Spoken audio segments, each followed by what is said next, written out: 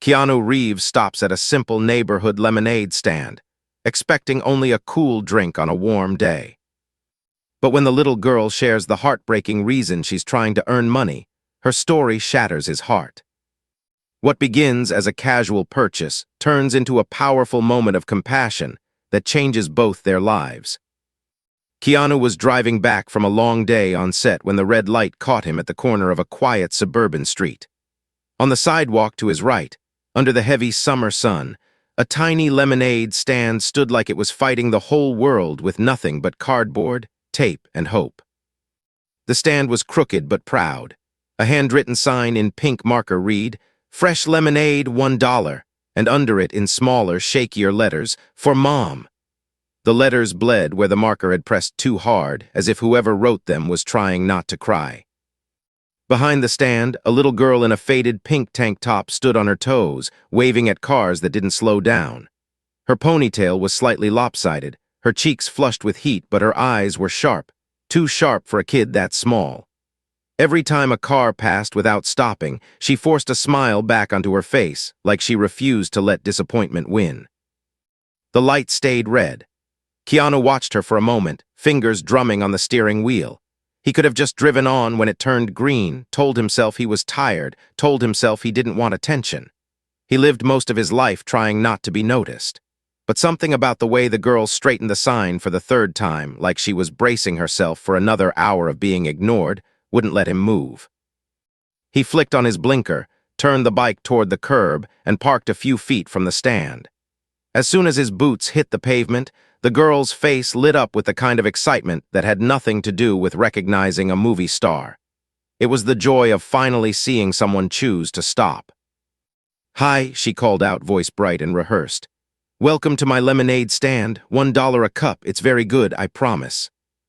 He smiled, slipping his hands into the pockets of his jacket. "With a sales pitch like that, how could I say no?" She blinked, her grin wobbling into something smaller, shyer. Is that a yes?" "It's definitely a yes," he said, stepping closer. "I'll take one, maybe two. Surprise me." He could feel her studying him, the worn jeans, the black jacket, the hair falling over his shoulders. For a second he waited for the usual spark of recognition, the "oh my God, you're..." But instead she squinted, frowning with focus like she was trying to match him with a picture in her head and wasn't quite sure. "You look like this guy from my mom's favorite movie," she said carefully, pouring lemonade from a big glass jar into a plastic cup. But his hair was more movie hair. She twirled her fingers in the air, miming something ridiculous. Keanu laughed, a real laugh that felt good after a long day of being serious for the camera. "Yeah, they do things to it," he said. "Hairspray, magic, a small army." She giggled, the sound bright as the ice clinking in the cup. "Yeah, movie hair." Up close, he noticed how carefully she worked. She didn't spill a drop. Her small hands were steady, like she'd poured 100 cups already. The table, though, told a different story. Only a few crumpled bills and some coins lay in the plastic container at the corner. He handed her a $5 bill. "Can I get some change?" Her shoulders dropped a little. "I only have $3 back," she began, biting her lip. He shook his head. "I'm kidding, keep it, put it in the jar, okay?" Her eyes went wide. "For real?" "For real." She took the bill with both hands, like she was accepting something fragile. When she turned to the clear plastic container, he finally saw the full label taped on the front. The top said "Lemonade Money," but under it, written in a different, more careful adult handwriting, were 3 words that pulled the air out of his lungs. "For Mom's heart." The world around him, the trees, the quiet houses, the warm asphalt, blurred for a second, edged with memories he tried not to visit too often. Hospital hallways, machines beeping through the night, the helpless feeling of sitting at someone's bedside, wishing money and time and love could fix everything. He took a sip of lemonade to buy himself a second. It was strong and a little too sour, the kind of drink made by a kid who thought more lemons automatically meant more delicious. He winced, then covered the reaction with a crooked smile. "This is intense," he said. Her face fell. "Is it bad?" "No, it's brave," he said quickly, "just like the person who made it." She studied him again, as if checking if he was teasing her. When she decided he wasn't, her shoulders relaxed just a little. "What's your name?" he asked. "Lily," she said. "What's yours?" He hesitated. Fame never felt like something he owned. It felt like something that happened to him. Most days, he liked to move through the world like a quiet extra in someone else's scene. But there was something about Lily's eyes, about that jar, that sign, that made him not want to hide. "Keanu," he said softly. Her mouth dropped open. "Wait, for real, Keanu? Like Keanu Reeves Keanu?" He winced playfully. "That's what my driver's license says." Lily slapped her palm on the table, eyes shining. "No way, no way. My mom loves you, like she makes us watch your movies when she can't sleep. She says you're like, she frowned, searching for the phrase. "Like a sad superhero." He blinked, caught off guard by how close that landed. "That's kind of her," he said, looking down, a little shy. "It's true," Lily insisted. "She says you look like you've been hurt a lot, but you still help people. And you don't act like you're better than anyone. She likes that. She doesn't like people who act like that." There it was again, that tug in his chest. He heard the way Lily's voice changed when she talked about her mother, how it softened and stretched, like she was holding someone fragile in the air between them.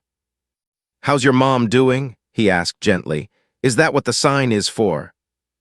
Her hands froze over the jar. She stared at the money for a second, then at the bright lemons spread in a bowl like sunshine props. For the first time since he walked up, the smile dropped completely. The mask slipped. "She's in the hospital," Lily said, each word like a step on a shaky bridge. "Her heart's bad. They said a big word I don't remember, but they also said surgery." She swallowed. "And too expensive." The way she forced those last two words out made his jaw tighten. No 8-year-old should know the weight of too expensive. "And your dad," he asked quietly, "is he helping?" For a second, something sharp and angry flashed through her eyes, there and gone like lightning. She looked away toward the street, watching a car pass without seeing it. "He's not here," she said. "He left when I was 5. My mom says we don't hate him, we just don't wait for him." The line landed with more force than most dialogue he'd read that day. He inhaled slowly, steadying himself. "I'm sorry," he said. She shrugged, a tiny, stubborn motion.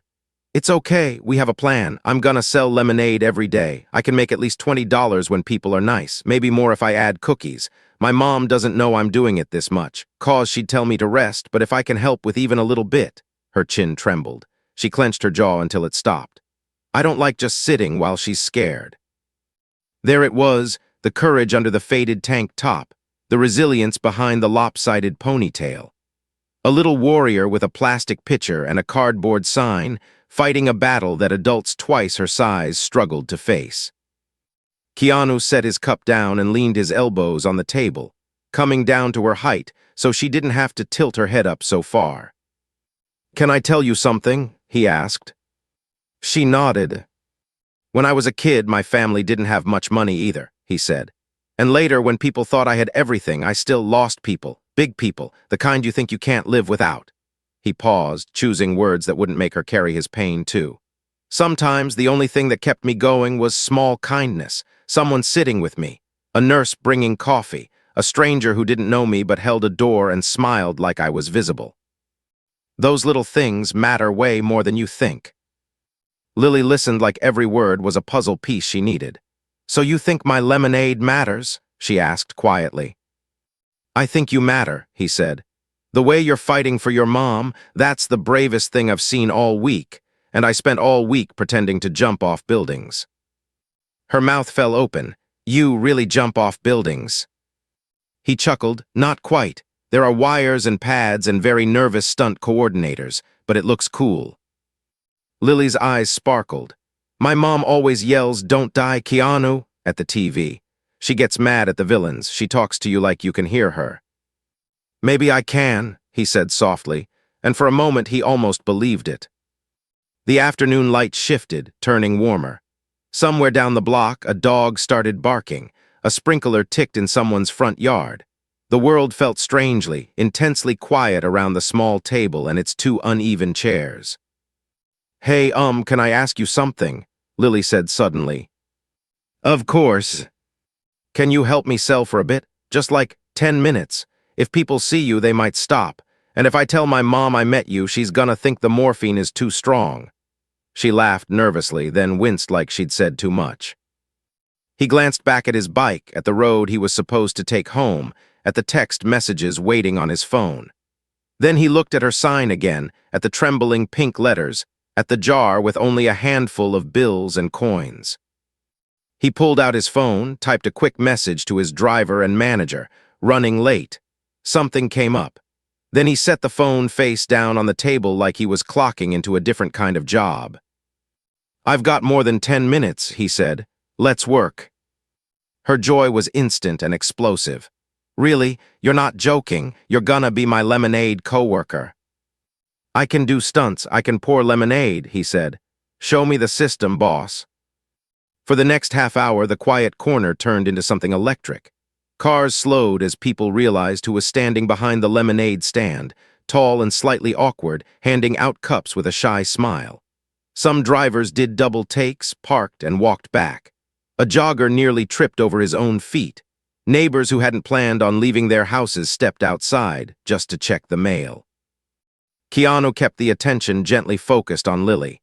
When someone asked for a selfie, he agreed only if Lily was in the middle. When people tried to hand him big bills just because, he waved them toward the jar. Talk to the CEO, he'd say, nodding at her. It's her operation. Lily came alive in a way that had nothing to do with his fame and everything to do with feeling seen. She told bad jokes. She scolded him when he poured too much ice. She stood on a milk crate and tried to copy a slow-motion action move he demonstrated, arms flailing as he pretended to dodge invisible bullets around the table. They both laughed so hard she almost spilled an entire pitcher. Each time more money dropped into the jar, Lily's eyes shone, not with greed but with pure relief. For a while, the fear in her face dulled to a quiet hope. As the sun dipped lower, the crowd thinned.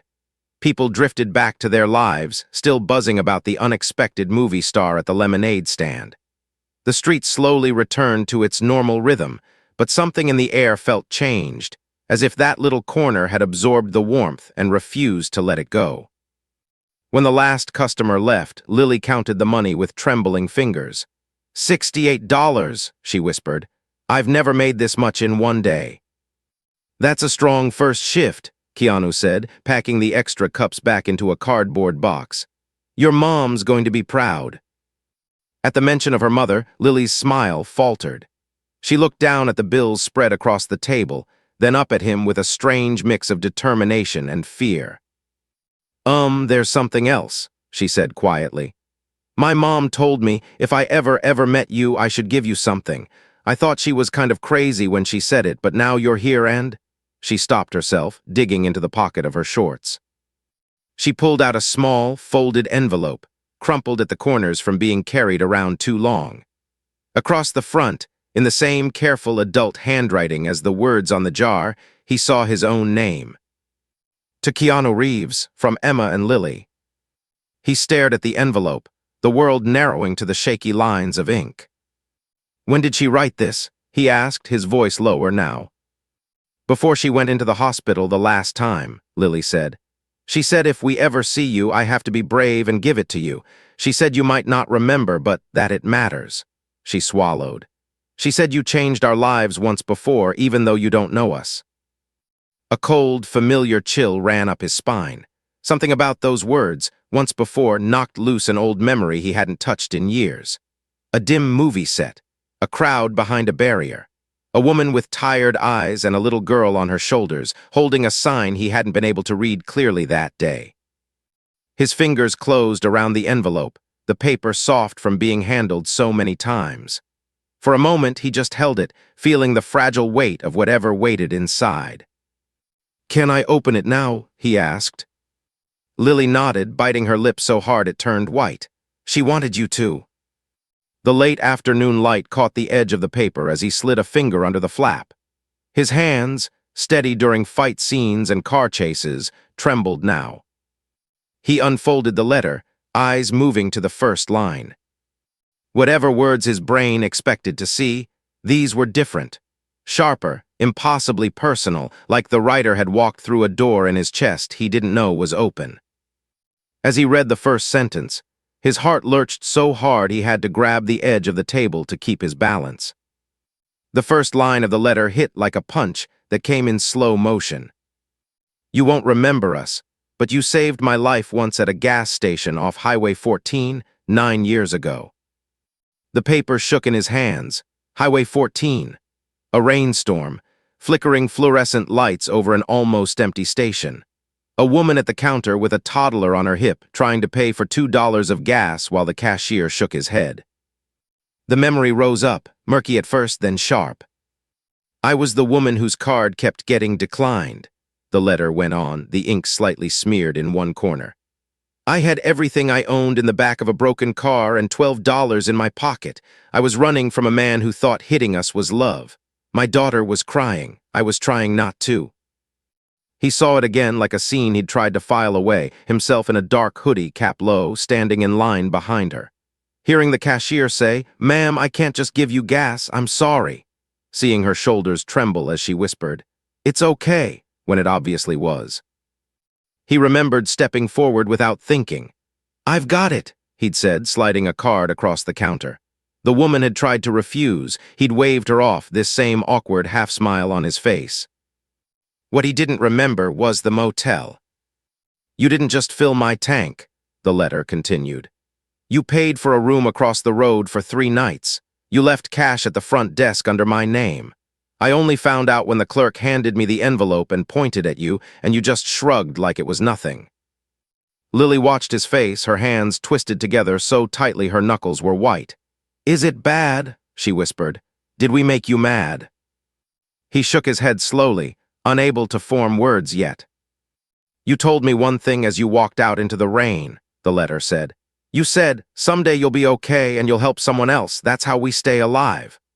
I didn't believe you then, but those 3 nights gave me enough time to sleep, to breathe, to find a women's shelter and a job posting. You didn't just give me money, you gave me a restart. His own words echoed back at him, older now, heavier. That's how we stay alive. He hadn't expected anyone to remember that line. Most days, he barely remembered it. "I got a job cleaning at a clinic," the letter went on, "then training as a nurse's assistant. I started to stand up straighter. My daughter stopped waking up screaming. We were still poor, but we were free." He swallowed, throat burning. The ink blurred, he blinked hard until the lines cleared again. "I never saw you again. I never thought I would. But every time life got ugly, I told Lily about the man at the gas station who treated us like we were worth saving.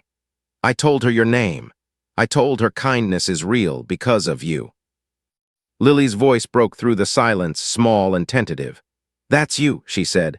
"The gas station man. My mom told that story like 1,000 times." "I remember pieces," Keanu said hoarsely. "I didn't know your names, I just saw you. I'm sorry I didn't remember more." "You weren't supposed to," she said quickly. "Mom says angels don't keep score." She hesitated. "She says you're not really an angel, though, 'cause you cuss in your movies." Despite everything, he let out a shaky laugh. He looked back at the letter. "I don't want anything from you," Emma had written. "You've already done more than anyone ever has. I just wanted you to know that your one act of kindness grew. It grew into a safe little girl, a tiny apartment full of second-hand furniture, and a mother who finally believes some men don't hit or lie."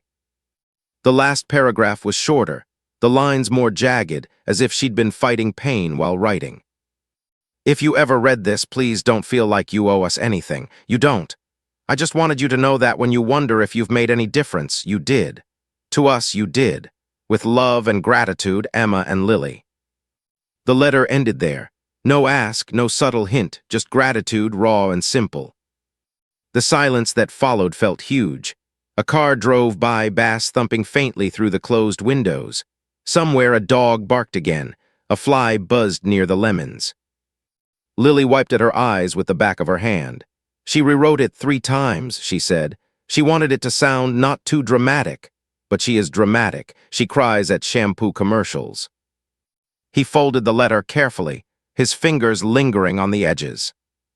"You know she's wrong about one thing," he said quietly. "About what?" "I do owe you something," he said. "At least a visit. If she's lying in a hospital bed thinking about some guy from a gas station instead of having him show up, that's on me now that I know." Lily stared at him, hope and fear crashing together in her expression.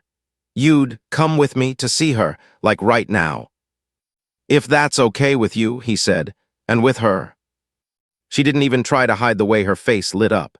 "She's gonna think she's hallucinating," she whispered, then she sobered. "But she had a bad morning. They were talking about money stuff. I heard them when they thought I was coloring." Her voice shook. "They said if we can't pay a big part, they might not do the surgery in time."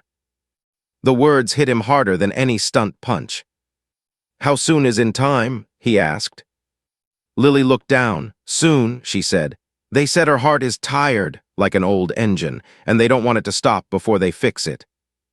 He drew a slow breath, fighting the urge to fix everything at once with a single check and pretend that made the world fair. It didn't, but doing nothing wasn't an option. "Okay," he said, steadying his voice. "Let's not waste today then. Can you close up shop?" She nodded, looking suddenly much smaller as she started stacking plastic cups and closing the jar. He helped fold the crooked cardboard sign, handling it like it was something delicate and sacred. A few minutes later, they were on his bike, Lily snug in a spare helmet he kept for occasional friends or crew. She wrapped her arms around his waist, clinging on in that fearless way kids had when they decided to trust. The ride to the hospital cut through the late afternoon traffic, city air rushing past like a restless tide. He felt the familiar hum of the engine under them, but everything else felt unfamiliar. This tiny weight on his back, this letter in his pocket, this sense that some old, invisible circle in his life was closing in a way he couldn't yet see. At a red light, Lily's voice floated up over the sound of cars. "Are you scared of hospitals?" she asked. He thought of bright white corridors, quiet waiting rooms, the particular smell of antiseptic and coffee. Of sitting alone in corners where no one recognized him because grief stripped fame down to nothing. "Yeah," he said honestly, "a little." "Me too," she said, "but we go anyway, right?" "Yes," he replied, "we go anyway." They pulled into the hospital parking structure as the sky shifted toward orange. He killed the engine, and the sudden quiet felt loud. Lily hopped off, tugging off the helmet and smoothing her hair with nervous hands. Inside, the lobby glowed with that strange, timeless light of hospitals, neither day nor night. Nurses moved with practiced speed. Volunteers pushed carts with books and blankets. No one paid special attention to them at first. At the reception desk, Lily took charge with a fierce, proud posture. "My mom is Emma Rivera," she told the nurse. "Heart unit, room 612. The nurse smiled kindly at her, then did a double take at the man standing beside her. Recognition flashed across her face. He lifted a finger to his lips, a small plea. She held his gaze for a beat, then gave an almost conspiratorial nod. "Elevator to the 6th floor, turn left, end of the hall," she said softly. "She's a good woman." "How do you know?" Lily blurted. "She thanks everyone," the nurse said, "even when we poke her with needles." Lily's throat worked. She grabbed Keanu's hand without asking, small fingers tightening around his. They rode up in a quiet elevator, both staring at the numbers glowing above the door. When it chimed and opened, the corridor stretched out before them, lined with doors and soft beeping sounds that never quite stopped. As they reached the heart unit, they slowed. Voices drifted from one of the rooms near the end, low, tense, not meant for children or unexpected visitors. Lily stopped, pulling him back into the shadow of a doorway. Her eyes were wet but focused. "That's my mom's room," she whispered. "They're talking again." Through the half-open door, they could hear a doctor's voice, calm but edged with something firm. "Emma, I'm being honest with you because you deserve that," the doctor was saying. "Without the surgery, your heart could fail in weeks, maybe less. But the hospital can't schedule it without some guarantee of payment. Have you found anyone who can help?" There was a pause, then a woman's voice, weak but stubborn, answered. "I don't want charity. I don't want to be a sob story on someone's social media. I fought too hard to be more than that." Keanu felt Lily flinch beside him, her grip on his hand turning fierce, almost painful. The letter in his pocket seemed to burn against his chest. The doctor sighed quietly. "Courage won't fix your heart, Emma," he said, "but time might run out while you try to do this alone." Lily took a tiny step forward, torn between barging in and running away. Keanu could feel his own pulse hammering in his ears, the choice stretching in front of him like a ledge. He squeezed her hand back, meeting her eyes. "Are you ready?" he whispered.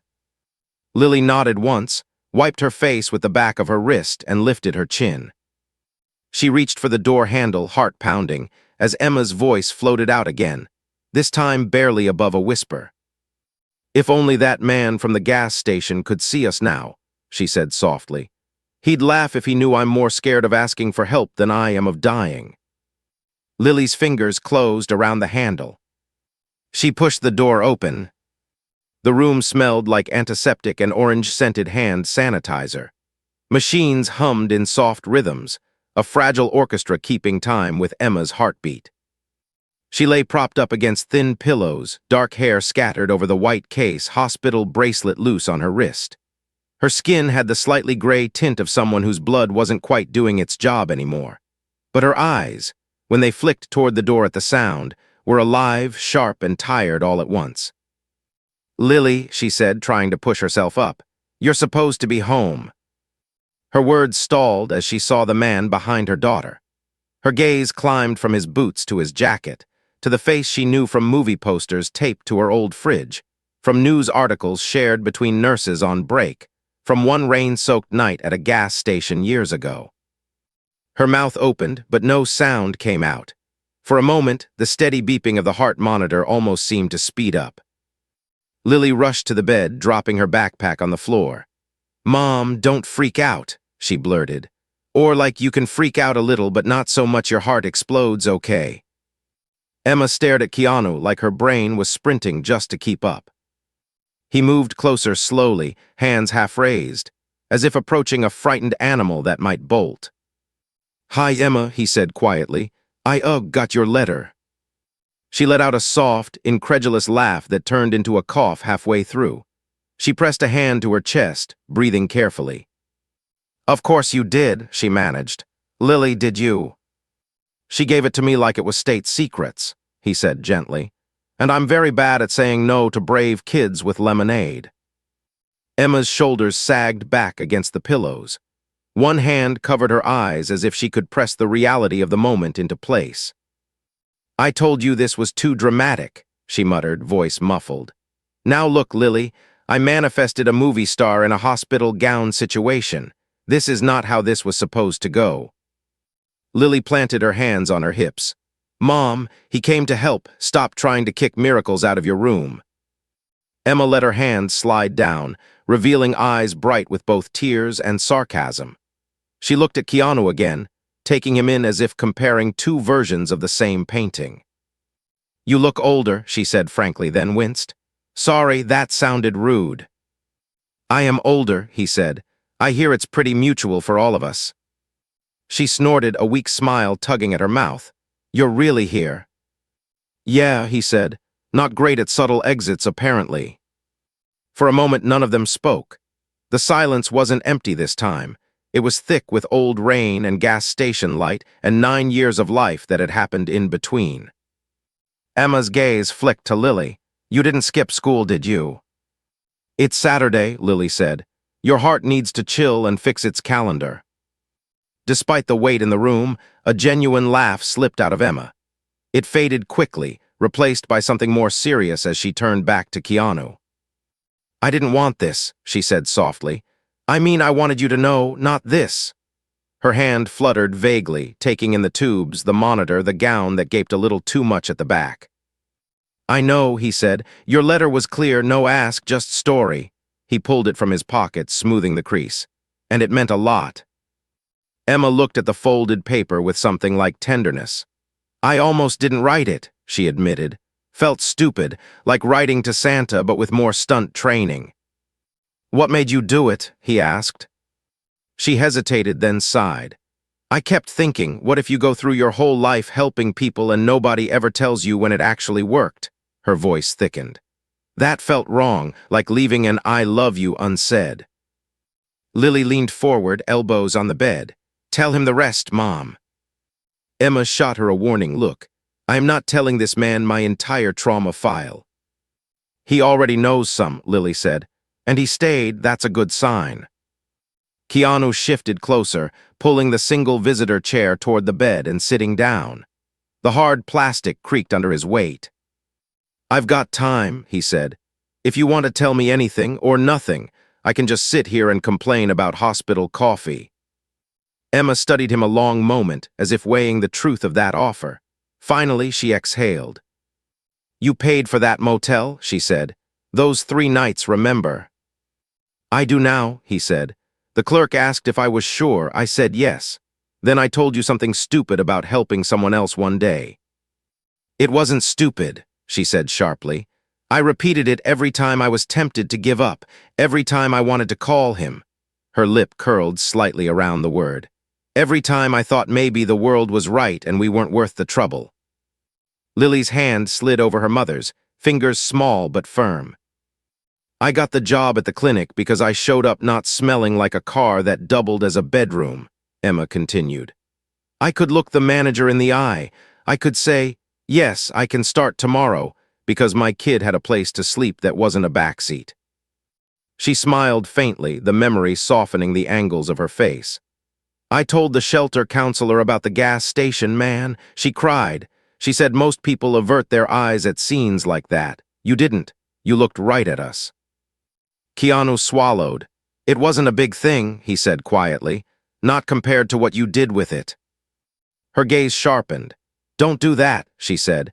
"Don't shrink your kindness because it makes you uncomfortable. You could have ignored us and gone on with your life. You didn't. That choice matters." She glanced at Lily.